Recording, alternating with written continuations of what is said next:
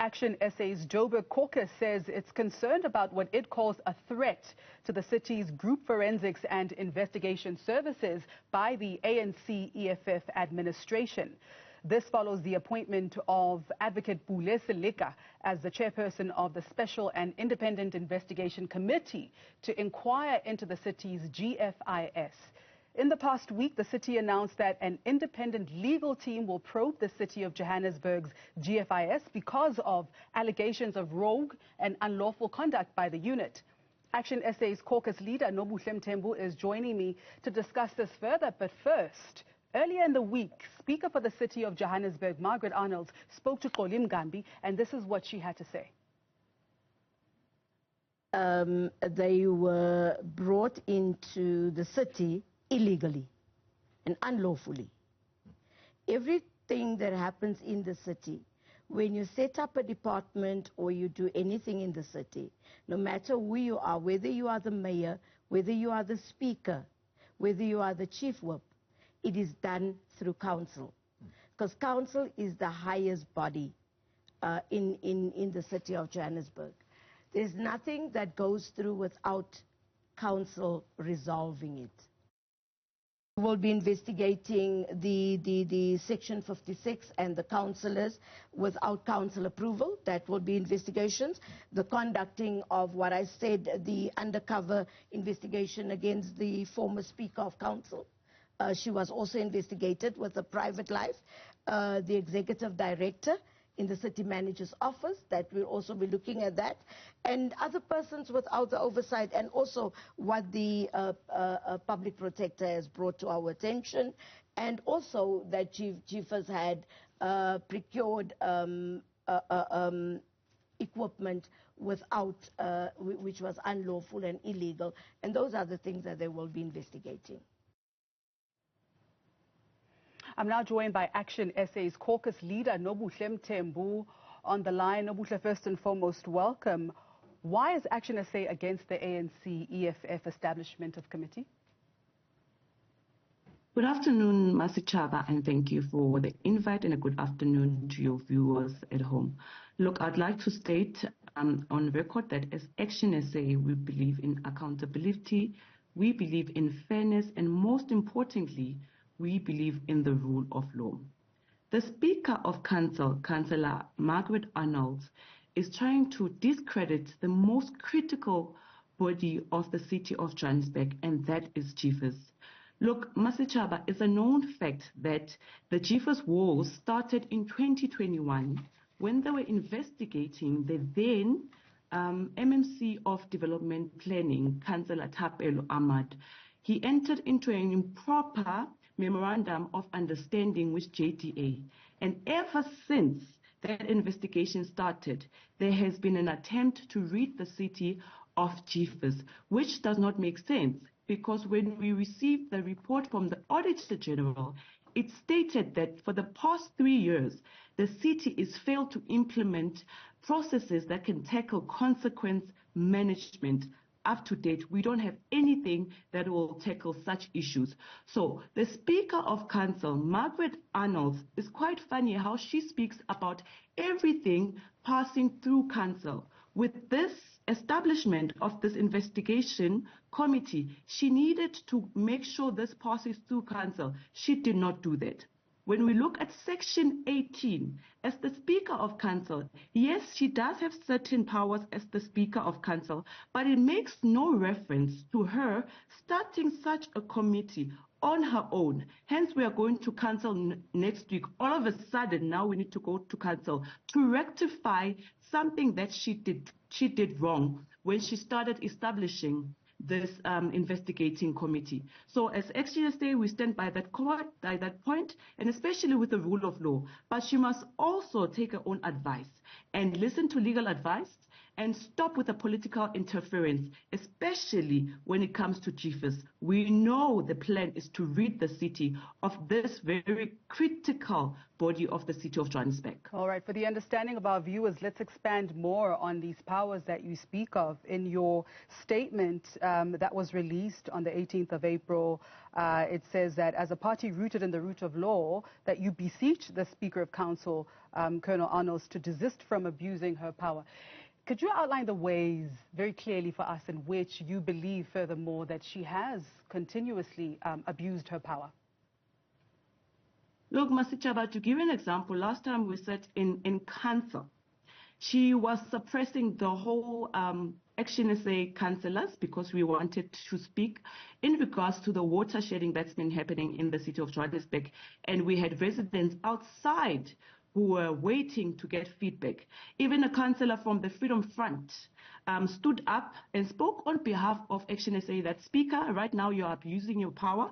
As the Speaker of Council, you are not only a speaker for a certain portion, which is the ANC and EFF coalition, but you are the speaker for all 260 councillors.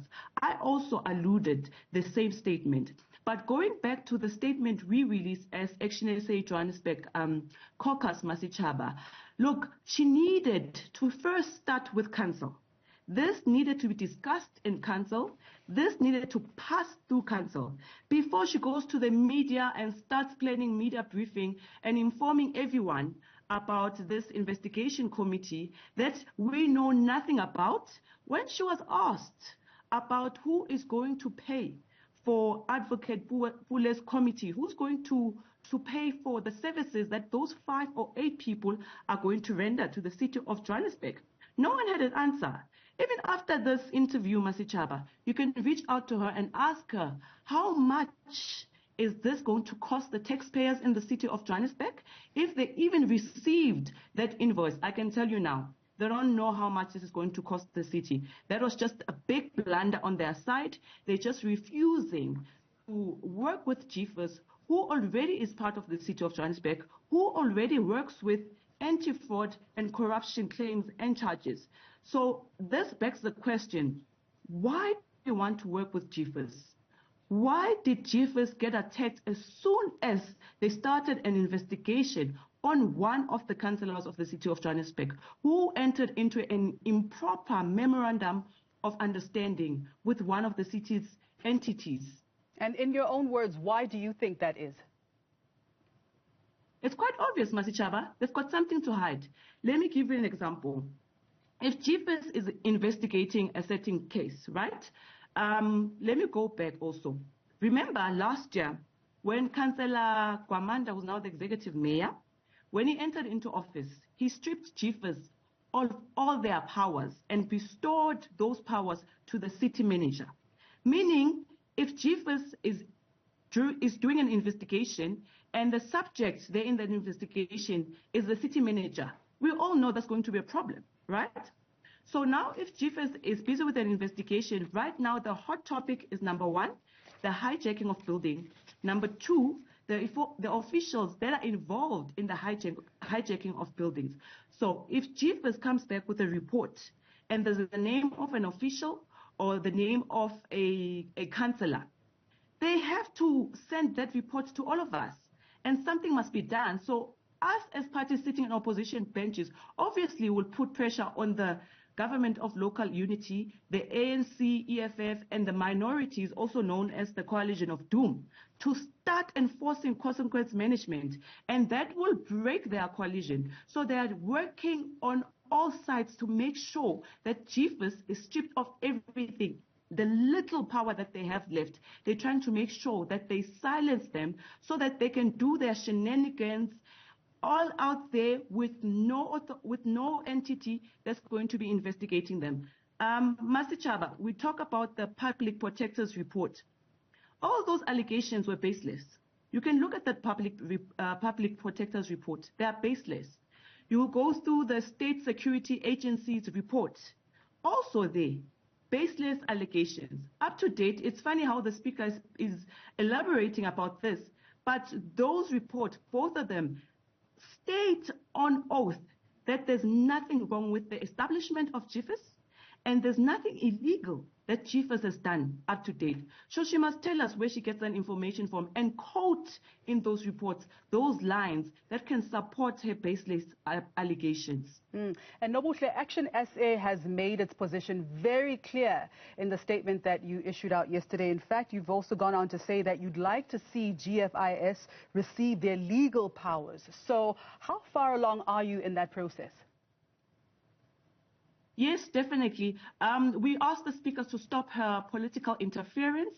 Up to date, Masichaba, we are fighting for GFIS to be allocated the right budget, because when it comes to the government of local unity, also known as the ANC-EFF and minority coalition of doom, one of the strategies they are using is to make sure they don't receive enough budget, enough funds or resources. Number two, that whole department is understaffed. So they cannot carry out their responsibilities, their mandates, their duties, because they don't have the right number of officials to help them to carry out their job. So we are fighting for them to, number one, get included in this budget that's going to pass now in June. Right? They must be resourced so they can be able to function. Number two, all those vacant positions that need to be filled in the GFIS department, they must do so quickly. When you look at the city of Johannesburg, you find the MMC of GCSS is often speaking about how the city won't have people acting in positions. And this is something that's been happening in GFIS for the longest of times, but they are not prioritizing this problem we have with GFIS. So upcoming budget now in June, we are making sure and pushing that GFIS does get resourced so they can do their duties and carry out their mandate the way they should be doing, not with this political interference that we are seeing from all the executives and especially the Speaker of Council, Councillor Margaret Arnolds. All right. Nobuhle, thank you so much for your time. That was ActionSA's caucus leader, Nobuhle Mthembu.